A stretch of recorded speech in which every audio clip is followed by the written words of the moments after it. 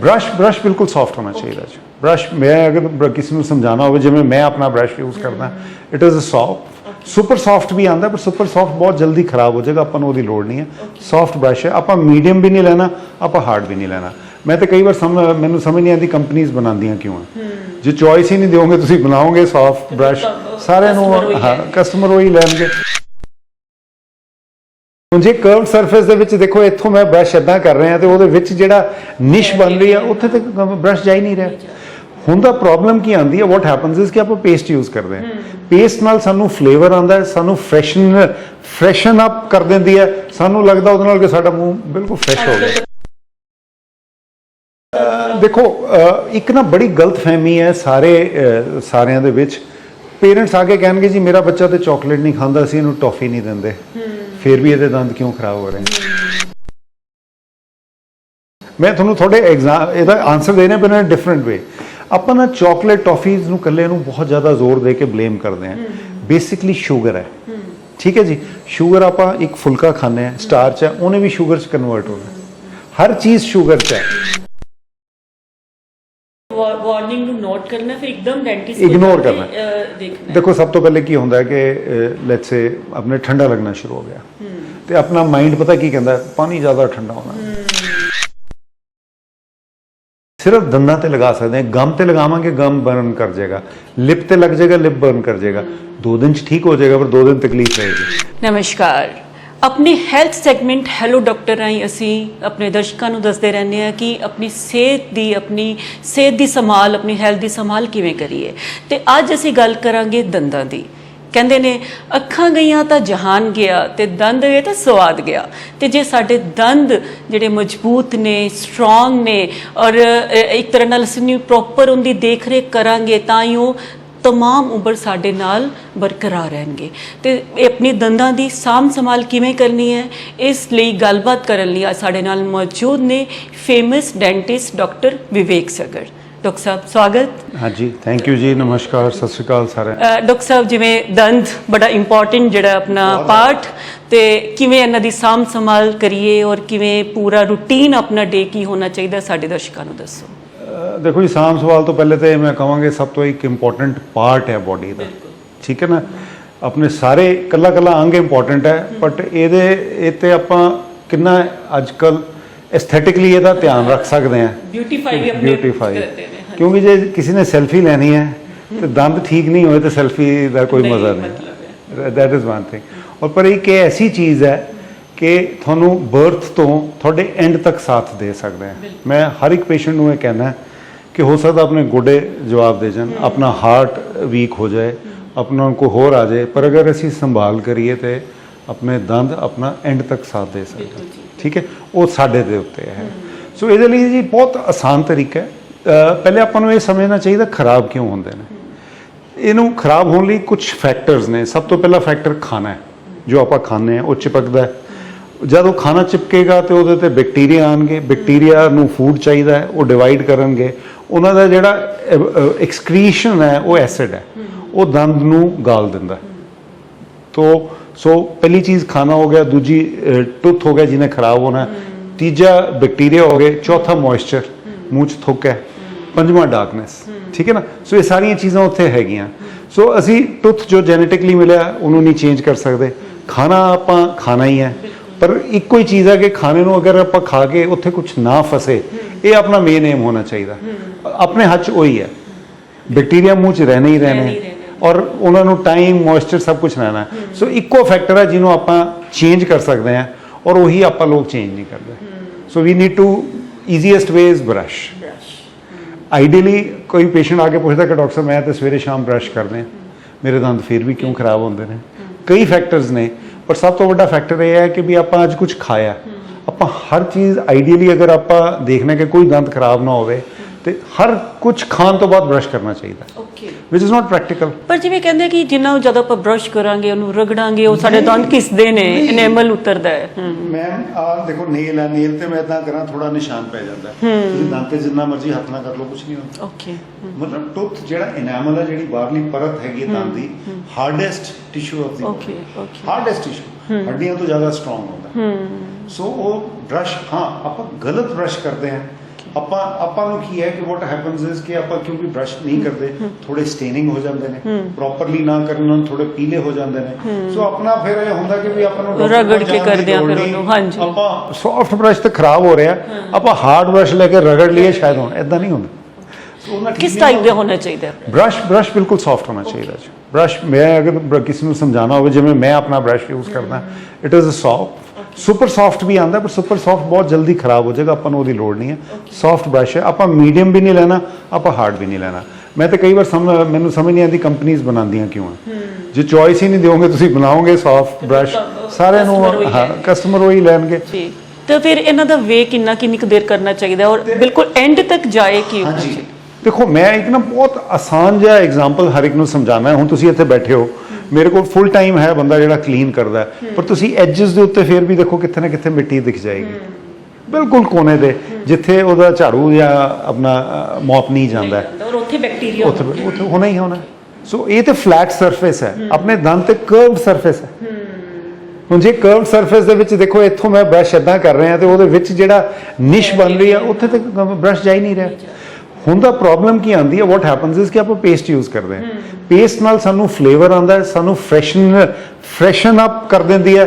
ਸਾਨੂੰ ਲੱਗਦਾ ਉਹਦੇ ਨਾਲ ਕਿ ਸਾਡਾ ਮੂੰਹ ਬਿਲਕੁਲ ਫਰੈਸ਼ ਹੋ ਗਿਆ ਪੇਸਟ ਹੀ ਹੋਵੇ ਲੌਂਗ ਵਾਲਾ ਸਾਲਟ ਵਾਲਾ ਸਭ ਪੇਸਟ ਆ ਰਹੇ ਨੇ ਮੈਂ ਕਹਿੰਦਾ ਚਲੋ ਯੂ ਡੂ ਥਿੰਗਸ ਬਟ ਹਰ ਚੀਜ਼ ਹਰ ਇੱਕ ਲਈ ਨਹੀਂ ਠੀਕ ਹੈ ਆਪਾਂ ਵੀ ਥਿੰਕ ਕਿ ਵੀ ਇਹ ਲੈਣ ਦੇ ਨਾਲ ਮੈਨੂੰ ਹਰ ਪੇਸ਼ੈਂਟ ਆ ਕੇ ਪੁੱਛੇ ਡਾਕਟਰ ਸਾਹਿਬ ਕੋਈ ਪੇਸਟ ਅੱਛੀ ਦੱਸ ਦਿਓ ਕਿ मतलब एवरीबडी फील्स के मैं महंगी तो महंगी जो मैंने कोई पेस्ट है मैं पूछ रही सी कि पेस्ट केड़ा होना चाहिए देखो जी पेस्ट बेसिक की है बेसिक साबुन है सोप है सो अगर आप चाहिए तो आप कल्ला ब्रश पानी च डुबो के ब्रश कर सकते हैं दैट इज सफिशिएंट है दैट इज नॉट मतलब अगर किसी को पेस्ट नहीं है you can do it but paste is an adjunct upon help कर दी है सो अपन कर मेन जो फोकस होना चाहिए कि ब्रश प्रॉपरली होना चाहिए ਹੁਣ ਮਤਲਬ ਬ੍ਰਸ਼ ਮੈਂ ਮਾਡਲ ਦੇ ਨਾਲ ਸਮਝਾ ਸਕਦਾ ਪਰ ਮੈਂ ਹਰ ਇੱਕ ਨੂੰ ਕਹਿੰਦਾ ਕਿ ਹਰ ਕੋਈ ਅੱਜ ਕੱਲ ਹਰ ਇੱਕ ਦੇ ਫੋਨ ਦੇ ਵਿੱਚ ਨੈਟ ਹੈ ਬੈਸਟ ਤਰੀਕਾ ਹੈਗਾ ਤੁਹਾਨੂੰ ਇੱਕ ਕਰਨ ਲਈ ਜਾਂ ਆਪਣੇ ਬੱਚਿਆਂ ਨੂੰ ਸਮਝਾਉਣ ਲਈ ਬੱਚਿਆਂ ਨੂੰ ਤੇ ਫਿਰ ਅੱਜ ਕੱਲ ਛੋਟੇ ਬੱਚਿਆਂ ਨੂੰ ਆਦਤ ਹੈ ਖਾਣਾ ਵੀ ਨਹੀਂ ਖਾਂਦੇ ਬਗੈਰ ਫੋਨ ਤੋਂ ਠੀਕ ਹੈ ਨਾ ਸੋ ਉਹਨਾਂ ਨੂੰ ਸ਼ੁਰੂ ਤੋਂ ਆਦਤ ਪਾ ਦਿਓ YouTube ਤੇ ਕੋਈ ਬ੍ਰਸ਼ਿੰਗ ਟੈਕਨੀਕ ਖੋਲੋ ਸਭ ਤੋਂ ਆਸਾਨ ਹੈ ਮਤਲਬ ਤੁਸੀਂ ਮੈਂ ਤੁਹਾਨੂੰ ਸਮਝਾਉਂ ਭੁੱਲ ਜਾਓਗੇ ਤੁਸੀਂ ਉਹਨੂੰ 2-4 ਵਾਰ ਐਵਰੀਡੇ ਲਗਾ ਕੇ ਉਹਨਾਂ ਨੂੰ ਫੋਲੋ ਕਰਵਾਓ YouTube ਦੇ ਅੱਜ ਕੱਲ ਹਾਂ ਉੱਥੋਂ ਹੈਬਿਟ ਹੈ ਸੋ ਇਹ ਹੈਬਿਟ ਨਾ ਆਪਾਂ ਨੂੰ ਬਚਪਨ ਤੋਂ ਪੈਣੀ ਚਾਹੀਦੀ ਹੈ ਹੁਣ ਪ੍ਰੋਬਲਮ ਕੀ ਆਉਂਦੀ ਹੈ ਕਿ ਵੀ ਆਪਾਂ ਨੂੰ ਆਪਣੇ ਸਿਸਟਮ 'ਚ ਹਾਲੇ ਤੱਕ ਨਹੀਂ ਆ ਪਾਇਆ ਹੈ ਕਿ ਵੀ ਆਪਾਂ ਨੂੰ ਰਾਤ ਨੂੰ ਬ੍ਰਸ਼ ਕਰਨਾ ਬਹੁਤ ਜ਼ਰੂਰੀ ਹੈ ਆਪਾਂ ਸੋਚਦੇ ਹਾਂ ਕਿ ਆਪਾਂ ਸਵੇਰੇ ਇੱਕ ਵਾਰ ਨਹਾ ਲਏ ਆਪਾਂ ਸਵੇਰੇ ਬ੍ਰਸ਼ ਕਰ ਲਿਆ ਸਭ ਕੁਝ ਕੰਮ ਸਵੇਰੇ ਕਰ ਲਿਆ ਦ ਜੌਬ ਇਜ਼ ਓਵਰ ਕਿ ਜੇ ਤਾਂ ਪਸੀਨਾ ਆਊ ਸ਼ਾਮ ਨੂੰ ਫਿਰ ਲੋੜ ਹੈ otherwise it is not required right but ਆਪਾਂ ਨੂੰ ਰਾਤ ਨੂੰ ਬਹੁਤ ਜ਼ਰੂਰੀ ਹੈ ਮੇਰੇ ਹਿਸਾਬ ਨਾਲ ਮਾਰਨਿੰਗ ਤੋਂ ਵੀ ਜ਼ਿਆਦਾ ਜ਼ਰੂਰੀ ਰਾਤ ਨੂੰ ਹੈ ਆਪਾਂ ਖਾਣਾ ਖਾਇਆ ਆਪਾਂ ਸੋ ਗਏ ਹੁਣ ਫॉर ਮੇਬੀ 6 ਆਵਰਸ 7 ਘੰਟੇ ਜਾਂ 8 ਘੰਟੇ ਲਈ मूवमेंट कोई नहीं हो रही अपना जीभ नहीं चल रही तो जिथे खाना फसिया है उत्थे बैक्टीरिया की तैश लगी हुई दिने आप बोल रहे हैं आप स्पिट कर रहे हैं थुक आ रहे हैं कुछ और मूवमेंट कर रहे हैं वो फूड हिल जाता है सेम जगह पे नहीं रहता सो रात को ब्रश करना जरूरी है 2 टाइम्स ब्रश मिनिमम 2 टाइम्स है मिनिमम 2 टाइम्स है कई पेशेंट्स में सानू हर खाने तो बाद भी कहना पैंदा है देखो आप कई फैक्टर्स हैं जिवें पहले क्या मैंने पेशेंट का सब तो मेन जोड़े बहुत ध्यान रखने वाले हैं कि डॉक्टर साहब 2 बार ब्रश करते हैं हर चीज़ करते हैं फ्लॉस करते हैं फिर दंद क्यों खराब होते हैं ये तो एक फैक्टर्स हैं दूजे फैक्टर्स जोड़े आप बिल्कुल चेंज ही नहीं कर सकते वो है जेनेटिक्स ਹੁਣ ਤੁਹਾਡੇ ਮਾਪੇ ਕਿਸੇ ਦੇ ਇੱਕ ਪੇਰੈਂਟ ਦੇ ਤੁਸੀਂ ਦੇਖੋਗੇ ਬੜੀ ਯੰਗ ਏਜ ਚਲੇ ਗਏ ਤੁਸੀਂ ਉੱਪਰ ਗ੍ਰੈਂਡ ਪੇਰੈਂਟਸ ਜਾਓਗੇ ਉਹਨਾਂ ਦੇ ਵੀ ਖਰਾਬ ਹੈ ਸੋ ਉਹ ਜੈਨੇਟਿਕ ਹਾਂਜੀ ਜੈਨੇਟਿਕਸ ਵੀ ਹੈ ਜੈਨੇਟਿਕਲੀ ਦੇਖੋ ਹੁਣ ਪਿੰਡਾਂ ਦੇ ਕਈ ਐਸੇ ਪੇਸ਼ੈਂਟ ਨੇ ਜਿਨ੍ਹਾਂ ਨੂੰ ਮੇਰਾ ਖਿਆਲ ਨਹੀਂ ਤਾਂ ਮੈਂ 20 ਸਾਲ ਤੋਂ ਦੇਖ ਰਿਹਾ and they are nearly touching 80 ਔਰ ਉਹਨਾਂ ਦੇ ਹਲੀ ਦੰਦ ਸਾਰੇ ਹੈਗੇ ਨੇ ਔਰ ਉਹਨਾਂ ਨੂੰ ਕਈ ਵਾਰ ਪੁੱਛਿਓ ਤਾਂ ਉਹਨਾਂ ਨੇ ਮੇਰੇ ਖਿਆਲ दातुन की होनी है but then they don't take care ना वो उन्होंने तो कोई ना ਇਹਦਾ है ही नहीं कि भाई रात को भी करके सोनी है नहीं है दूजा फैक्टर है जी आजकल की है कि आजकल अपनी डाइट बहुत चेंज हो चुकी है so that is a very big factor diet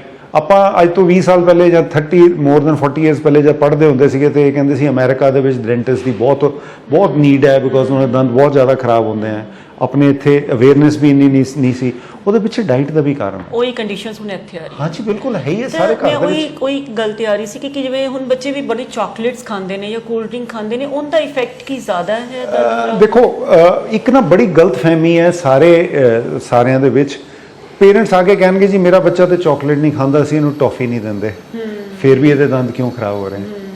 ਮੈਂ ਤੁਹਾਨੂੰ ਤੁਹਾਡੇ ਇਹਦਾ ਆਨਸਰ ਦੇਣੇ ਪੈਣਾ ਡਿਫਰੈਂਟ ਵੇ। ਆਪਾਂ ਨਾ ਚਾਕਲੇਟ ਟੌਫੀਜ਼ ਨੂੰ ਇਕੱਲੇ ਨੂੰ ਬਹੁਤ ਜ਼ਿਆਦਾ ਜ਼ੋਰ ਦੇ ਕੇ ਬਲੇਮ ਕਰਦੇ ਹਾਂ। ਬੇਸਿਕਲੀ ਸ਼ੂਗਰ ਹੈ, ਠੀਕ ਹੈ ਜੀ। ਸ਼ੂਗਰ ਆਪਾਂ ਇੱਕ ਫੁਲਕਾ ਖਾਂਦੇ ਹਾਂ, ਸਟਾਰਚ ਹੈ, ਉਹਨੇ ਵੀ ਸ਼ੂਗਰ 'ਚ ਕਨਵਰਟ ਹੋਣਾ।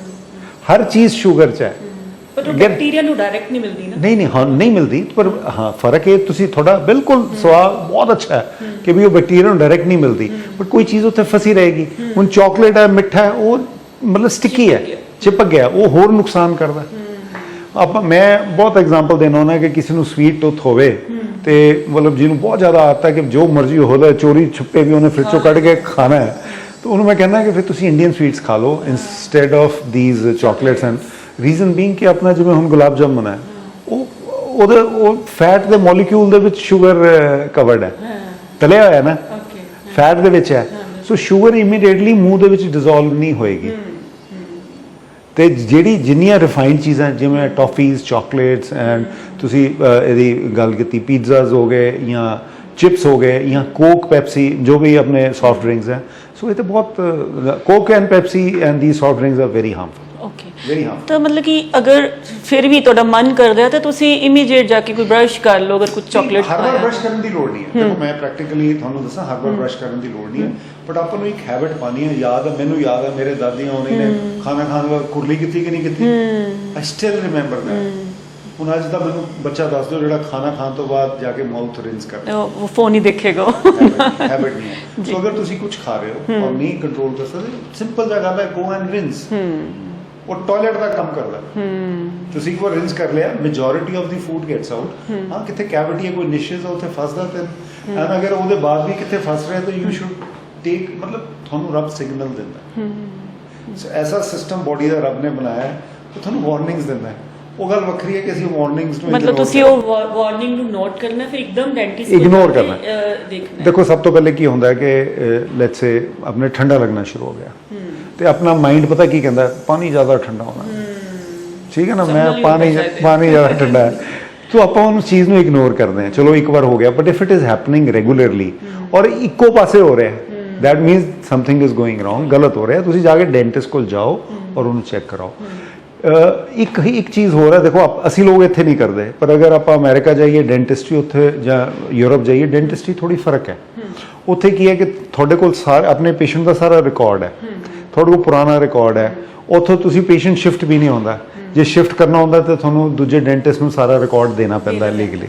ਸੋ ਉਹ ਸਿਸਟਮਸ ਅੱਛੇ ਨੇ, ਪਰ ਉਹਦੇ ਸਿਸਟਮ ਬਾਰ-ਬਾਰ ਬੁਲਾ ਕੇ ਕਿਉਂ ਬੁਲਾਉਂਦੇ ਨੇ ਉਹ ਕਿ ਸਾਲ ਦੇ ਵਿੱਚ ਇੱਕ ਵਾਰ ਚੈੱਕਅਪ ਕਰਵਾਓ, ਕਿਉਂਕਿ ਇਹ ਡਿਜ਼ੀਜ਼ ਹਾਰਟ ਟਿਸ਼ੂ ਦੀ ਡਿਜ਼ੀਜ਼ ਹੈ, ਇਹ ਸੌਫਟ ਟਿਸ਼ੂ ਦੀ ਡਿਜ਼ੀਜ਼ ਨਹੀਂ ਹੈ।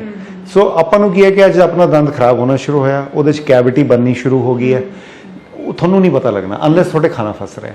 ਤੁਹਾਨੂੰ ਜਦ ਠੰਡਾ ਲੱਗਣਾ ਸ਼ੁਰੂ ਕਰਨਾ, ਉਹ ਕੈਵਿਟੀ ਆਲਰੇਡੀ ਡੀਪ ਹੋ ਚੁੱਕੀ ਹੈ, ਉਹ ਤੁਹਾਡੀ ਨਰਵ ਦੇ ਕੋਲ ਪਹੁੰਚ ਚੁੱਕੀ ਹੈ। ਸੋ ਵਾਟ ਹੁੰਦਾ ਕੀ ਹੈ, ਤੁਹਾਨੂੰ ਰੂਟ ਕਨਾਲ ਕਰਾਉਣਾ ਪੈ ਜਾਂਦਾ, ਉਹ ਹੋਰ ਕੰਪਲਿਕੇਟ ਹੋ ਗਿਆ। ਹੁਣ ਰੂਟ ਕਨਾਲ ਵਾਲੇ ਟੁੱਥ ਤੇ ਕੈਪ ਲਗਾਉਣਾ ਜ਼ਰੂਰੀ ਹੈ। ਜੇ ਕੈਪ ਨਹੀਂ ਲੱਗੇਗਾ, ਕਿਸ ਦਿਨ ਕੋਈ ਰੋੜੀ ਗੱਚਕ ਮੂੰਗਫਲੀ ਖਾਂਦੇ ਨੀਚੇ ਆ ਗਿਆ, ਦੰਦ ਟੁੱਟ ਜਾਏਗਾ, ਕੱਢਣਾ ਪਏਗਾ। ਸੋ ਇਸ ਲਈ ਜਿਹੜਾ ਆਪਾਂ ਕਰਦੇ ਹਾਂ, ਸਾਲ 'ਚ ਇੱਕ ਵਾਰ ਚੈੱਕਅਪ ਹੁੰਦਾ ਹੈ। ਉਸ ਰੂਟੀਨ ਚੈੱਕਅਪ ਦੇ ਵਿੱਚ ਐਕਸਰੇਜ਼ ਵੀ ਹੁੰਦੇ ਨੇ ਬਾਹਰ, ਅਸੀਂ ਇੱਥੇ ਨਹੀਂ ਕਰਦੇ। ਉਹ ਬਹੁਤ ਘੱਟ ਪੇਸ਼ੈਂਟ ਹੈ ਜਿਹਨੂੰ ਮੈਂ ਸਮਝਾਉਣਾ ਉਹ ਰੈਡੀ ਹੁੰਦਾ ਹੈ। ਹਰ ਕੋਈ ਐਟੀਟਿਊਡ ਪਤਾ ਕੀ ਹੁੰਦਾ, ਡਾਕਟਰ ਸਾਹਿਬ ਮੇਰੀ ਆਹ ਪ੍ਰੋਬਲਮ ਹੈ, ਰੱਖ ਦਿਓ, ਬਾਕੀ ਠੀਕ ਹੈ, ਕੋਈ ਗੱਲ ਨਹੀਂ। ਮਤਲਬ ਪੀਪਲ ਹੈਵ ਦਿਸ ਕਿ ਵੀ ਕੋਈ ਨਵੀਂ ਪ੍ਰੋਬਲਮ ਨਿਕਲ ਜਾਏਗੀ, ਮੈਨੂੰ ਹਲੀ ਪ੍ਰੋਬਲਮ ਤੇ ਹੈ ਨਹੀਂ ਨਾ, ਉਹ ਪਹਿਲੇ ਨਹੀਂ ਉਹਨੂੰ ਸਿਗਨਲ ਕਰਦੇ, ਲੇਕਿਨ ਉਹ ਇੱਕ ਨੇਚਰ ਹੈ ਮੇਰੇ ਖਿਆਲ, ਹੌਲੀ ਹੌਲੀ ਟਾਈਮ ਦੇ ਨਾਲ ਚੇਂਜ ਹੋ ਜਾਏਗਾ। ਇਹ ਸਾਲ ਵਿੱਚ ਇੱਕ ਵਾਰ ਜ਼ਰੂਰੀ ਹੈ, ਸਾਲ 'ਚ ਇੱਕ ਵਾਰ ਜ਼ਰੂਰੀ। ਦੇਖੋ ਬੱਚਿਆਂ 'ਚ ਤੇ ਮੈਂ ਕਹੂੰਗਾ ਅੱਜ ਕੱਲ੍ਹ ਦੇ ਬੱਚਿਆਂ 'ਚ ਤੇ 6 ਮੰਥਸ ਤੇ ਜ਼ਰੂਰੀ ਹੈ, ਆਈ ਵਿਲ ਸੇ, ਬਿਕੋਜ਼ ਬੱਚਿਆਂ ਦੇ 'ਚ ਬਹੁਤ ਜ਼ਿਆਦਾ ਦੰਦ ਖਰਾਬ ਹੋ ਰਹੇ। ਮੈਂ ਆਪਣੇ ਐਕਸਪੀਰੀਅੰਸ ਤੋਂ ਕਹਿੰਦਾ, ਮੈਨੂੰ 32nd ਈਅਰ ਇਨ ਪ੍ਰੈਕਟਿਸ ਹੈ। ਲਾਸਟ 20 ਸਾਲ ਦਾ ਦੇਖਾਂ ਤੇ ਜਿਹੜੇ ਪਹਿਲੇ ਬੱਚੇ ਆਉਂਦੇ ਸੀਗੇ ਉਹਨਾਂ ਦੇ 'ਚ ਕੋਈ ਇੱਕ ਟਾਵਾਂ ਕਿਸੇ ਦੇ 1-2 ਫਿਲਿੰਗਸ ਹੁੰਦੀਆਂ, ਹੁਣ ਤੇ ਨੀਅਰਲੀ ਸਾਰੇ ਟੀਥ ਖਰਾਬ ਹੁੰਦੇ। ਬੱਚੇ ਬਹੁਤ ਆ ਰਹੇ ਨੇ ਤੁਹਾਡੇ? ਨਹੀਂ, ਬੱਚੇ ਤਾਂ ਆਉਂਦੇ ਹੀ ਨੇ, ਬੱਚੇ ਆਉਂਦੇ ਨੇ, ਪਰ ਬੱਚਿਆਂ ਦੇ ਦੰਦਾਂ ਸਾਰੇ ਹੀ ਖਰਾਬ ਹੁੰਦੇ, ਮੈਜੋਰਿਟੀ ਆਫ ਦੈਮ। ਮਤਲਬ ਆਈ ਹੈਵਨਟ ਡਨ ਐਨੀ ਰਿਸਰਚ, ਵੀ ਅਗਰ ਆਪਾਂ ਘਰ 'ਚ ਕਰੀਏ, ਜੇ ਸੜਕ 'ਤੇ ਹੀ ਮੈਂ ਰੋਕ ਲਵਾਂ 10 ਬੱਚੇ ਆ ਰਹੇ ਤੇ ਉਹਨਾਂ ਦਾ ਮੂੰਹ ਚੈੱਕ ਕਰਾਂ, ਮੈਂ ਕਿਹਾ 10 ਦੇ ਵਿੱਚ ਕੈਵਿਟੀਜ਼ ਹੋਣਗੀਆਂ। ਔਰ ਇਹਨੂੰ ਆਪਾਂ ਪ੍ਰੀਵੈਂਟ ਕਰ ਸਕਦੇ ਅਗਰ ਇਟ ਇਜ਼ ਪ੍ਰੀਵੈਂਟੇਬਲ। 6 ਮਹੀਨੇ ਵਿੱਚ ਇੱਕ ਵਾਰੀ ਟੈਸਟ ਕਰਨਾ। ਹਾਂ, ਪਰ ਨਹੀਂ ਜ਼ਰੂਰੀ ਨਹੀਂ ਹੈ, ਇੱਕ ਇਕੱਲਾ ਕੈਵਿਟੀਜ਼ ਲਈ ਨਹੀਂ ਹੈ। ਜਿਹੜੀ ਗਰੋਇੰਗ ਸਟੇਜ ਹੈ ਨਾ ਬੱਚਿਆਂ ਦੀ, ਉਹਦੇ ਵਿੱਚ ਆਪਣੇ ਦੁੱਧ ਦੇ ਦੰਦ ਨਿਕਲ ਕੇ ਪਰਮਨੈਂਟ ਟੀਥ ਵੀ ਆਉਣਾ ਹੈ। ਉਹ ਆਪਾਂ ਕੀ ਕਰਦੇ ਹਾਂ, ਪਰਮਾਨੈਂਟ ਟੀਥ ਹੁਣ ਅੱਜ ਕੱਲ੍ਹ ਆਪਾਂ ਹਾਰਡ ਚੀਜ਼ ਖਾਂਦੇ ਨਹੀਂ, ਹਾਰਡ ਚੀਜ਼ ਖਾਣ ਨਾਲ ਉਹ ਦੁੱਧ ਦੇ ਦੰਦ ਗਿਰਦੇ ਨਹੀਂ, ਨਵੇਂ ਨੇ ਆਪਣੇ ਟਾਈਮ ਤੇ ਆ ਜਾਣਾ। ਤਾਂ ਮੈਂ ਹਰ ਇੱਕ ਨੂੰ ਇੱਕ ਚੀਜ਼ ਸਮਝਾਉਣਾ ਕਿ ਗਰਾਜ ਹੈ, ਗਰਾਜ 'ਚ ਇੱਕ ਗੱਡੀ ਦੀ ਜਗ੍ਹਾ ਹੈ, ਦੂਜੀ ਗੱਡੀ ਕਿੱਥੇ ਜਾਏਗੀ, ਉਹ ਟੇਢੀ ਬਾਹਰ ਹੀ ਖੜੇਗੀ ਨਾ। ਇਸੇ ਪਿੱਛੇ ਦੰਦ ਅੱਜ ਕੱਲ੍ਹ ਵਿੰਗੇ ਟੇਢੇ ਹੁੰਦੇ ਨੇ। That is one of the reasons. I'm not saying that is the complete reason, but बहुत पेरेंट्स हैं ਜਿਹੜੇ बड़े aware ਨੇ, ਉਹ ਦੰਦ ਨਿਕਲਣ, ਇਹ ਡਾਕਟਰ ਸਾਹਿਬ 6 ਸਾਲ ਦਾ ਹੋ ਗਿਆ ਇਹਦੇ ਹਲੀ ਦੰਦ ਆ ਨਹੀਂ ਰਹੇ, ਸੋ ਦੇ ਕਮ ਔਨ ਟਾਈਮ। ਔਰ ਦੂਜੇ ਪਾਸੇ ਉਹ ਵੀ ਪੇਰੈਂਟਸ ਆ ਜਿਹੜੇ ਦੰਦ ਆ ਵੀ ਚੁੱਕੇ ਨੇ, ਦੂਜੇ ਵੀ ਆ ਚੁੱਕੇ, ਦੋਨੋਂ ਹੀ ਮੂੰਹ 'ਚ ਪਏ ਨੇ। ਕੋਈ ਪੇਰੈਂਟਸ ਨੂੰ ਧਿਆਨ ਰੱਖਣ ਦੀ ਲੋੜ ਹੈ ਕਿ ਕਿਉਂ ਪਰਮਾਨੈਂਟ ਟੀਥ ਹਾਲ ਤੱਕ ਨਹੀਂ ਆਏ। ਹਾਂ, ਸੋ ਇਸ ਲਈ ਨਾ ਇਸ ਏਜ ਦੇ ਵਿੱਚ ਤੁਹਾਨੂੰ ਰੈਗੂਲਰ ਚੈੱਕਅਪ ਕਰਾਉਣਾ ਚਾਹੀਦਾ ਬੱਚਿਆਂ ਦਾ, ਤਾਂ ਕਿ ਉਹਨਾਂ ਦੀ ਕੈਵਿਟੀਜ਼ ਵੀ ਚੈੱਕ ਹੋ ਜਾਣ, ਉਹਨਾਂ ਦੀ ਹਾਈਜੀਨ ਵੀ ਚੈੱਕ ਹੋ ਜਾਏ। ਔਰ ਉਹਦਾ ਬੈਨੀਫਿਟ ਇਹ ਹੁੰਦਾ ਕਿ ਇੱਕ ਵਾਰ ਹੁਣ ਤੋਂ ਹੈਬਿਟ ਪੈ ਗਈ, ਲਾਈਫ ਲੌਂਗ ਉਹਨਾਂ ਨੂੰ ਬੈਨੀਫਿਟ ਰਹੇਗਾ। ਤੇ ਜਿਵੇਂ ਡਾਕਟਰ ਸਾਹਿਬ ਤੁਸੀਂ ਸਟਾਰਟਿੰਗ 'ਚ ਗੱਲ ਕਹੀ ਕਿ ਇਕੱਲੀ ਸਾਂਭ ਸੰਭਾਲ ਦੀ ਨਹੀਂ ਗੱਲ, ਦੰਦ ਸਾਡੇ ਸੋਨੇ ਵੀ ਬਹੁਤ ਹੋਣੇ ਚਾਹੀਦੇ ਨੇ, ਉਹਦਾ ਕੀ ਰੀਜ਼ਨ ਹੈ ਕਿ ਮੋਤੀਆਂ ਵਰਗੇ ਚਮਕਦੇ ਸੋਨੇ ਦੰਦ ਹੋਣ? ਦੇਖੋ ਜੀ, ਇਹਦੇ 'ਚ ਕੁਝ ਜੈਨੇਟਿਕਸ ਵੀ ਹੈ। ਹਰ ਕੋਈ ਚਾਹੁੰਦਾ ਕਿ ਮੇਰੇ ਮੋਤੀਆਂ ਵਰਗੇ ਸੋਨੇ ਚਿੱਟੇ ਦੰਦ ਹੋਣ, ਬਹੁਤ ਰੇਅਰ ਹੈ, ਉਹ ਬਹੁਤ ਰੇਅਰ ਹੈ। ਜਿਵੇਂ ਕਵੀਆਂ ਦੀ ਕਵਿਤਾ ਦੇ ਵਿੱਚ ਤੇ ਗਾਣਿਆਂ ਦੇ ਵਿੱਚ ਹੀ ਹੈਗਾ, ਬਹੁਤ ਰੇਅਰ ਹੈ। ਉਹਨੇ ਚਿੱਟੇ ਦੰਦ ਹੁੰਦੇ ਨਹੀਂ, ਪਰ ਫੈਡ ਹੈ ਅੱਜ ਕੱਲ੍ਹ ਯੰਗਸਟਰਸ ਨੂੰ ਤੇ ਬਹੁਤ ਜ਼ਿਆਦਾ ਫੈਡ ਹੈ। ਸੈਲਫੀ ਲੈਣੀ ਹੁੰਦੀ ਹੈ, ਹਾਂ, ਸੈਲਫੀ ਲੈਣੀ ਹੈ, ਦੰਦ ਚਿੱਟੇ ਚਾਹੀਦੇ ਨੇ। ਉਹਦੇ ਲਈ ਕਈ ਟੈਕਨੀਕਸ ਹੈ ਜੀ, ਕਰ ਲੈਂਦੇ ਆ। ਵਾਈਟਨਿੰਗ, ਟੁੱਥ ਵਾਈਟਨਿੰਗ ਟੈਕਨੀਕ ਹੈ, ਸੋ ਬਲੀਚ ਕਰਦੀ ਹੈ ਦੰਦਾਂ ਨੂੰ। ਤੇ ਬਟ ਇਹ ਹੈ ਕਿ ਮੇਰਾ ਪਰਸਨਲ ਐਕਸਪੀਰੀਅੰਸ, ਮੈਂ ਮੇਬੀ ਅੱਜ ਤੋਂ 20-22 ਸਾਲ ਪਹਿਲੇ I was the first one to start it in Punjab, but ਮੇਰਾ ਇਹ ਐਕਸਪੀਰੀਅੰਸ ਹੈ ਕਿ ਬਹੁਤ ਦੇਰ ਚੱਲਦੀ ਨਹੀਂ ਉਹ। ਓਕੇ ਜੀ, ਹਾਂ, ਉਹ ਟੈਂਪਰੇਰੀ ਹੈ। ਤੇ ਉਹ ਜਿਵੇਂ ਬਲੀਚ ਤੁਸੀਂ ਜਾਂ ਵਾਈਟਨਿੰਗ ਟੈਕਨੀਕ ਕਹਿ ਰਹੇ ਹੋ, ਉਹਦੇ ਨਾਲ ਕੋਈ ਦੰਦ ਵੀਕ ਤਾਂ ਨਹੀਂ? ਦੇਖੋ ਮੈਂ ਨਹੀਂ ਨਾ ਕਲੀਨ, ਹਾਂ ਮੈਂ ਹੁਣ ਚਲੋ ਥੋੜਾ ਇਹਨੂੰ ਹੋਰ ਤਰੀਕੇ ਨਾਲ ਸਮਝਾ ਦੇਣਾ। ਮੇਰੇ ਕੋਲ ਇੱਕ ਪੇਸ਼ੈਂਟ ਆਇਆ ਕਿ ਜੀ ਦੰਦ ਮੇਰੇ ਪੀਲੇ ਨੇ, ਇਹਨਾਂ ਨੂੰ ਠੀਕ ਕਰ ਦਿਓ। ਹੁਣ ਪੀਲੇਪਨ ਦੇ ਦੋ ਕਾਰਨ ਹੈ, ਇੱਕ ਤੇ ਪੀਲਾਪਨ ਉੱਪਰ ਜੰਮਿਆ ਹੈ, ਠੀਕ ਹੈ ਨਾ, ਕਰੇੜਾ ਜਾਂ ਜਿਹਨੂੰ ਆਪਾਂ ਪਲਾਕ ਕਹਿ ਦਿੰਦੇ ਹਾਂ, ਕੈਲਕੂਲਸ ਕਹਿ ਦਿੰਦੇ ਹਾਂ, ਉਹਦੇ ਅਸੀਂ ਕਲੀਨਿੰਗ ਕਰਕੇ ਨਿਕਾਲ ਦਿੰਦੇ ਹਾਂ, ਠੀਕ ਹੈ।